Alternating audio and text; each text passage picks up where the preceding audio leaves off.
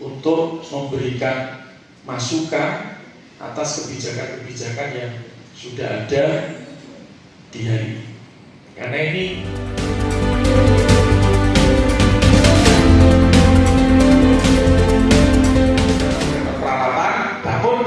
dua anggota DPRD Provinsi Jawa Tengah dari fraksi PKB, Abdullah Aminuddin dan Niken Mayasari siap kawal dan awasi penyaluran alokasi kredit usaha rakyat bersama fraksinya. Ini fakta. Inilah yang tentunya harus Hal itu disampaikan saat menjadi narasumber kegiatan pemantapan ketahanan ekonomi, sosial dan budaya bagi masyarakat yang digelar oleh Badan Kesatuan Bangsa dan Politik Provinsi Jawa Tengah di Gedung Pertemuan Setda Blora pada Sabtu 14 Maret 2026. Sehingga UMKM yang dianggap penyelamat akhir.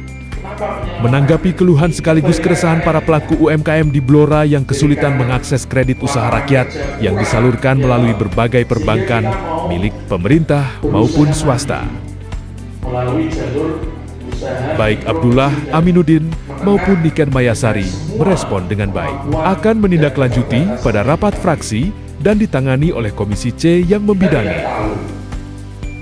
Prinsipnya mereka siap mengawal bagi para pelaku UMKM Blora dan Grobogan yang ingin mengakses fasilitas kredit dengan bunga hanya 6% setahun itu.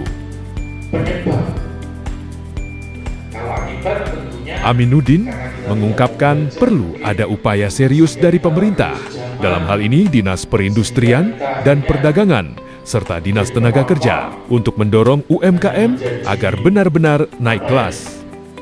Korban orang-orang pinter itu untuk bertahan. Dikatakan Aminuddin, pemerintah sudah mendorong melalui dinas terkait untuk melakukan pancingan-pancingan agar UMKM tumbuh dan naik kelas. Tapi prosesnya harus merata dan berkelanjutan. Orang lain kita tinggal beli brandnya. Inilah beberapa PR yang mungkin bisa kita diskusikan dari ini. Tetapi kita yakini bahwa kita bersama-sama dengan pemerintah sudah mencoba mencari terobosan-terobosan, pemikiran-pemikiran sehingga bagaimana konsep pembangunan ekonomi kerakyatan yang berbasis Pancasila di mana memenuhi 3 fundamental itu, bank negara hadir, memberikan pemerataan, dan rakyat merasa sudah punya akses yang sama rata terhadap fasilitas dan sistem perekonomian di tanah air. Bapak Ibu yang kami hormati, saya kira demikian ya. Kalau itu tadi banyak tantangan dan akses macam-macam, tetapi saya kira isi dari Pancasila itu adalah 3 fundament yang sudah saya sampaikan tadi. Tentunya ini kita tinggal diskusi. Kalau tidak ada diskusi berarti selesai.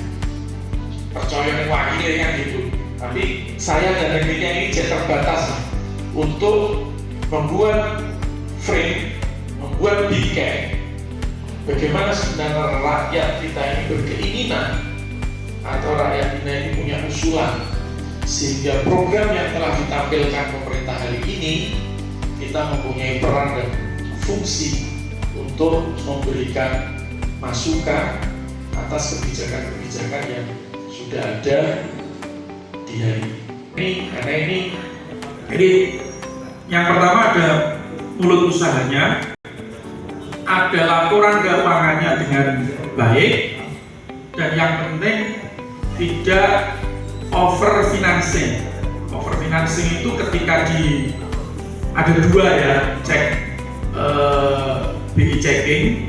Yang pertama apakah kategori baik, yang kedua apakah over financing. Over financing itu begini, kemampuan nyicilnya itu sebulan 3 juta misalnya, tapi penghasilannya hanya dia sudah punya hutang, ngangsurnya 3 juta, lalu dia ngajukan lagi, sehingga ketika dia ngajukan lagi nanti angsurannya jadi 6 juta, padahal penghasilannya hanya 5 juta. Nah ini namanya overfinancing sehingga tidak layak.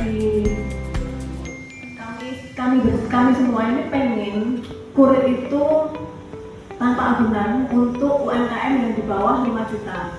Karena tapi ya itu tadi yang seperti yang dikatakan Pak Aminuddin, bisnis set plan-nya harus jelas,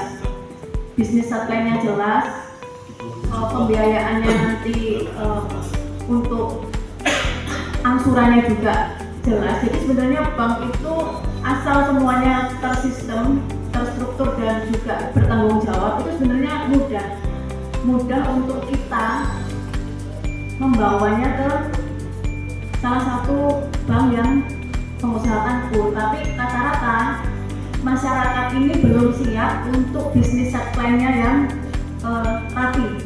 Nanti pendapatannya berapa, untuk savingnya angsuran berapa, untuk kehidupannya sehari-hari berapa. Rata-rata untuk hal yang serumit ini masyarakat kita ini agak belum siap mempersiapkan bisnis set plan itu. Jadi mungkin karena